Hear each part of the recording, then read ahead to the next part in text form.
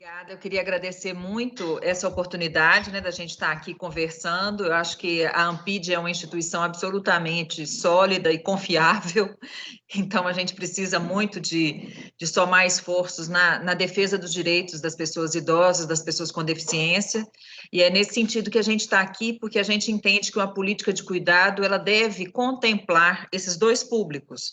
A gente não está aqui defendendo uma política de cuidado só para a pessoa idosa. Acho que isso tem que ficar muito claro desde o começo, embora eu não tenha dados específicos sobre a população com deficiência, eu não estou aqui defendendo uma política voltada apenas para a pessoa idosa, tá? A gente entende que o cuidado é o quarto pilar da Seguridade Social e ele deve, então, ser transversal para pessoas de qualquer idade. Eu vou pedir licença para poder apresentar o material e vou dizer o seguinte, a minha ideia é, eu falarei por, no máximo, meia hora e depois a gente conversa, tá? Porque eu acho que o debate é muito mais enriquecedor do que a exposição teórica somente. Essa aqui é a nossa proposta, né, da gente buscar estruturar uma política nacional de cuidados continuados, considerando que nós estamos, sim, no mesmo barco, mas estamos sozinhos. Eu acho que essa é uma sensação extremamente forte nesse momento, e ainda que a gente esteja no mesmo barco, a gente não está na mesma classe, mas a gente afunda junto, e essas questões todas estão perpassando essa tempestade que nós estamos enfrentando. Então, eu vou tentar conversar um pouco sobre as demandas de cuidado que já estão identificadas no nosso país, o papel da frente, alguns cenários que estão postos do ponto de vista demográfico e as demandas que são urgentes. Então, o estudo ELSE é um estudo longitudinal de saúde do idoso, é o primeiro estudo do Brasil que acompanha cerca de 10 mil idosos em todo o país, da região norte até a região sul, e a gente tenta investigar, então, as principais demandas de saúde, como que está acontecendo o envelhecimento populacional do país, né? E o que a gente fez a primeira onda, são os dados que eu vou trazer para vocês, e a gente já estava em coleta a segunda onda quando a gente foi surpreendido pela questão da pandemia, mas já está bastante avançado também essa segunda onda. Então, este trabalho que eu vou apresentar especificamente, ele diz respeito às prevalências da demanda e da oferta de cuidado à população brasileira, né? Especificamente voltadas para a demanda de cuidado. Então, dificuldade para comer, dificuldade para tomar banho, para ir ao banheiro, para se vestir, para se locomover, para transferir-se da cadeira. Então, quais seriam os nossos objetivos? Primeiro, identificar as pessoas que dizem que, por alguma razão, precisam ou têm dificuldade para desempenhar pelo menos uma dessas atividades. E depois a gente quer ver quem oferece essa ajuda. Dentre aqueles que dizem que têm dificuldade, nos interessa saber se ele recebe a ajuda ou se ele não recebe a ajuda. Ou ainda ele fala, olha, eu tenho dificuldade, mas eu ainda dou conta. É mais difícil, mas eu consigo sozinho. Então, esse é o retrato que eu vou trazer para vocês. E pela primeira vez em pesquisas nacionais, a gente vai conhecer quem é essa pessoa que cuida. Então, quando a gente investiga quem precisa de cuidados, a gente identificou, então, dentre os 9.400 participantes do estudo ELSE, 50%, mais de 54% são mulheres, né? 53% são idosos, a gente pega pessoas com mais de 50 anos. Uma grande maioria com mais de 4 anos de escolaridade, 71% já apresentam pelo menos uma doença crônica, e quando a gente avalia qual é a demanda ou qual é a dificuldade que essas pessoas apresentam, o que a gente observa é que nós temos, então, pessoas com 15% têm dificuldade de sair da cadeira, 13% têm dificuldade de se vestir, 6% têm dificuldade de tomar banho, 6% também tem dificuldade de andar dentro de casa, 4% tem dificuldade para ir ao banheiro e 2% tem dificuldade para comer. Qual é o perfil das pessoas que mais apresentam esse tipo de dificuldade? Exatamente os mais velhos com mais de 80 anos. Esse perfil é 3 vezes maior entre os menos escolarizados e 2 vezes maior entre os mais doentes. Então, aqui está a realidade que está posta. Dentre todos aqueles que dizem ter dificuldade para sair da cadeira, 12% não têm essa ajuda. Entre todos aqueles que dizem ter dificuldade para se vestir, 11% não têm essa ajuda. Para tomar banho, 13% não têm essa ajuda.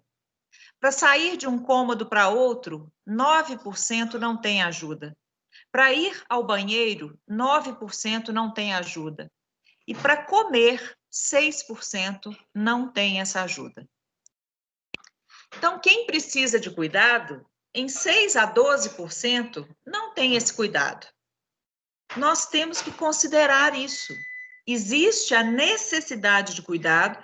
Nós que trabalhamos na saúde pública, nós sabemos que, por exemplo, muitos idosos ficam presos em casa porque a família tem que sair para trabalhar e deixa ao lado deles o que eles têm para comer.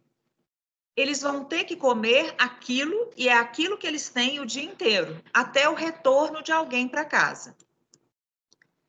Então, com qual política de cuidados de longa duração, essas pessoas que existem hoje, elas não vão acontecer, não, elas já estão aqui.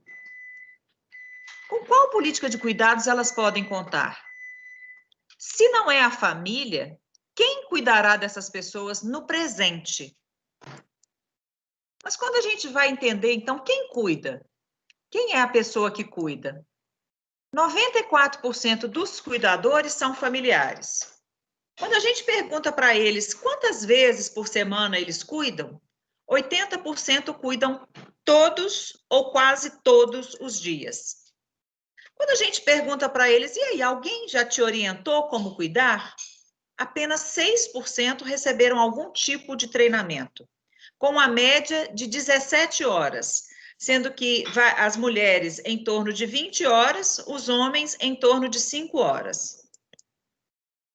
O cuidador contratado, ele já aparece como a terceira opção entre os agentes de cuidado. E aí nós temos que conversar que cuidador é esse? Porque esse cuidador não é uma profissão regulamentada no nosso país. A maior necessidade de cuidados decorrente do envelhecimento, ela acontece em paralelo à mudança no papel social das mulheres e, como vocês viram, ela também acontece na população mais carente, menos escolarizada e mais velha. Então, quem cuida? Quando a gente pergunta para essas pessoas que cuidam, 1/3 afirmam que precisaram de parar de trabalhar ou de estudar para cuidar. E aí a pergunta que a gente pode se fazer é: com qual política de cuidados de longa duração essas pessoas que hoje estão cuidando para nós podem contar? Quem vai cuidar delas no futuro? Eu não preciso dizer do grau de informalidade da nossa população e da dificuldade de contribuição previdenciária e, digo mais, de um pensamento previdenciário em relação ao envelhecimento. E aí a gente poderia perguntar: qual é a real capacidade das famílias em prover o cuidado que se espera delas, se nós já demonstramos aqui com os dados que muitos idosos não estão tendo cuidado nas condições básicas de vida diária. Então, os resultados do estudo, eles já expõem para nós 2 grupos potencialmente vulneráveis para a Seguridade Social. Aquelas pessoas que atualmente estão dependentes para o autocuidado, muito possivelmente alijadas da vida produtiva, porque nós pegamos aqui pessoas com mais de 50 anos e não apenas com mais de 60 anos, e aqueles familiares que não são remunerados para cuidar, mas que 1/3 deles precisou sair do trabalho ou sair da escola para cuidar. Então, a gente precisa reconhecer que o envelhecimento populacional, ele muda as pessoas, ele muda as famílias, ele muda a necessidade de serviços. E a chegada do coronavírus também mudou as pessoas, também mudou o comportamento das famílias e também introduziu novas demandas para os serviços. Quando a Frente Nacional de Fortalecimento à Instituição de Longa Permanência aconteceu, o Brasil estava em 8 de abril. A gente estava com menos de 100 mortes em todo o país. Hoje nós estamos com 117.500 vidas perdidas. Dessas 117.500 vidas perdidas, mais de 70% são vidas idosas. Então, a frente surgiu porque nós não queríamos que acontecesse no Brasil o que a gente tinha observado na Europa, no hemisfério norte, onde no caso do Canadá, 85% de todos os óbitos do país aconteceram em instituições de longa permanência. Na França, 51%. Na Alemanha, 40%. Na Itália, 60%. Então, em todos esses países, nós observamos que um erro cometido foi deixar as instituições de longa permanência fora do radar da saúde pública. Então, a frente nasceu aqui, ó, no dia 8 de abril. No dia 28 de abril, nós já tínhamos entregado o relatório técnico consolidado com todas as boas práticas para o cuidado à instituição de longa permanência. Então, o que é a frente? Ela é uma resposta social ao risco de alta letalidade na população idosa institucionalizada. Ela surge da necessidade de informar e de instrumentalizar a comunidade institucional, quais sejam os residentes, os familiares, os colaboradores e os gestores das instituições. E ela surge também como um suporte à Comissão de Defesa dos Direitos da Pessoa Idosa da Câmara Federal, que havia feito uma audiência pública e a frente nasce exatamente para responder, então, o que nós vamos fazer? E nós entendemos que a gente precisava, primeiro, oferecer informações e instrumentalizar essa comunidade. O que a pandemia revela para nós? Que nós já temos 14% da população idosa, nós já sabíamos. Que nós temos, dependendo da idade, de 15% a 50% dos idosos com alguma incapacidade, nós também temos dado de literatura sobre isso. Que menos de 1% dos idosos vivem em instituições de longa permanência. Mas o que a gente precisa reconhecer é que a chance de um velho pobre ficar dependente de cuidados é 7 vezes maior que a chance de um velho não pobre. E que as doenças e incapacidades, embora semelhantes, vão lidar com cuidados e recursos muito diferentes. Além disso, eu gosto muito dessa tela da Ariana Cassiadu, que é a nossa saudosa mentora também em termos de cuidado institucional. Ela lembra para nós que, muitas vezes, a instituição ela se revela um cárcere, outras vezes ela se revela a perda da identidade ou a tutela absoluta do sujeito. Então, quando a gente estiver falando da frente de fortalecimento à instituição, nós não estamos falando dessa instituição, não é esta instituição que nós queremos fortalecer. Nós queremos fortalecer uma instituição humanizada, uma instituição cuidadosa, uma instituição responsável. Só que a mesma instituição, ela recebe diferentes olhares. A semelhança daquela metáfora, daquela lenda chinesa que fala que cada um olha um elefante quando tem 5 cegos, cada um olha o elefante e demonstra e descreve um animal diferente. Então, se eu perguntar para o chinês, o cego chinês que olhou a tromba, ele vai falar que palpou a tromba, ele falou que é um animal forte, vigoroso. O que palpou a orelha fala que ele é rápido, que ele mexe muito, que ele não para quieto. O que olha a barriga do elefante vai falar, nossa, ele não faz nada. O do rabo, então cada um fala uma coisa. Assim é a instituição. Por quê? O Ministério Público enxerga a instituição com um interesse muito variável. Nós temos promotores muito engajados e promotores somente reativos. Nós temos promotores especializados e nós temos os promotores clínicos gerais, onde a instituição de longa permanência só vai aparecer se ela for um problema. Se a gente pergunta para a assistência social, para o poder público no âmbito da política de assistência social, a instituição de longa permanência é uma instituição de alta complexidade. Se Se você pergunta para o serviço de saúde, é uma entidade de baixa complexidade. Se você pergunta para a vigilância sanitária, é uma instituição que tem cuidados complexos, porque no mesmo lugar funciona a lavanderia, um hotel, uma cozinha, uma farmácia, um espaço de cuidados. Se você perguntar para o orçamento público, é uma instituição de nenhuma complexidade. E se você perguntar para a pessoa idosa, ela pode ser a única opção. Mas com que qualidade? Nós sabemos, e aqui eu tenho colegas como o Alexandre, né, que quando a gente mostra essa carne podre aqui, não é metafórica. A gente, de fato, encontra instituições que oferecem carne podre para os seus moradores. Então, como o país é desigual, desigual também é o padrão de qualidade das instituições de longa permanência, onde eu posso encontrar aquela que oferece o básico do básico, aquela que oferece cama, cama, mesa e banho, né? Cama, comida e banho para aquelas pessoas. E aquela outra que é o top do top do top, mas cada um tem seu custo. Então, você vale quanto pesa e você paga pelo que pode pagar. O que a gente sabe das instituições de longa permanência no Brasil? O pouco ou quase nada que a gente sabe diz respeito às instituições de longa permanência credenciadas ao SUAS, em que eu, a professora Ieda Watanabe, a professora Ieda Duarte e a professora Helena Watanabe, nós participamos do censo das instituições de longa permanência em todo o Brasil, credenciadas ao SUAS. E isso nos permitiu visitar presencialmente essas instituições e entender que apenas 2% delas estão localizadas na região norte, 11% no centro-oeste, 12% no nordeste, 17% no sul, 58% na região sudeste, das quais 50% estão no estado de São Paulo.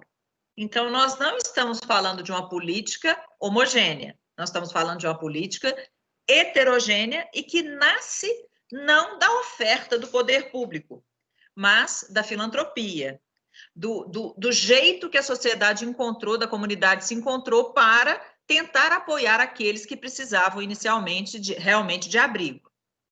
Só que qual é o nosso cenário demográfico? A Organização Mundial de Saúde estima em 400% o aumento na demanda de cuidados de longa duração nos próximos 30 anos. E, em paralelo a isso, uma redução dos potenciais cuidadores. O Brasil tinha, até 2010, 5 cuidadores potenciais por família. Nós temos hoje menos de 2 cuidadores. 1/3 das pessoas que cuidam dos familiares precisaram deixar de trabalhar ou de estudar para cuidar, como mostrei, não têm qualificação para o trabalho de cuidador, não foram treinados para isso, não conseguirão contribuir para a seguridade. Quando acabar a função de cuidar, que pode demorar 5 ou 10 anos, eles vão chegar para o mercado de trabalho 5 anos mais velho, 5 anos menos qualificado. Não nos faltam estruturas previstas na lei. Na lei, nós temos centros de saúde, grupos de convivência, estratégia de saúde da família, núcleo ampliado de saúde da família, unidade de pronto atendimento, programa de atenção domiciliar, hospitais, hospital-dia, centro de referência de atenção à saúde, centro de referência de reabilitação.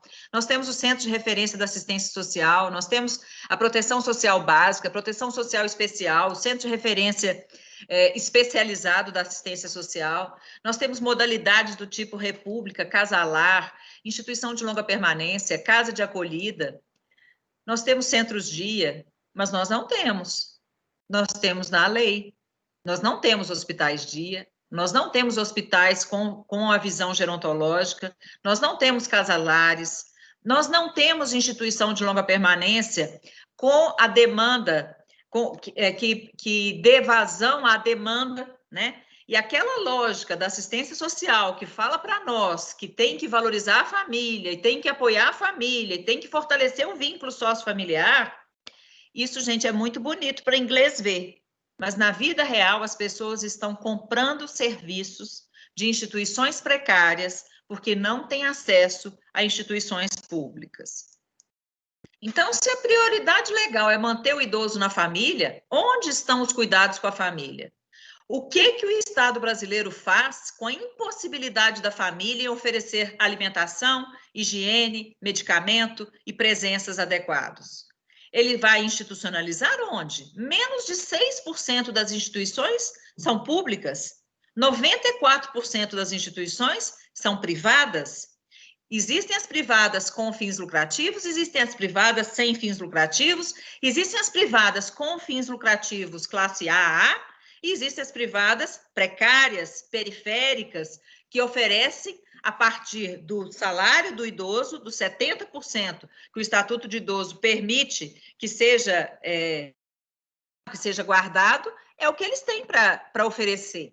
E o SUAS, o Sistema Único de Assistência Social Federal, oferece R$ 90 per capita por mês, desde 2007, para a população idosa institucionalizada, que é credenciada a ele.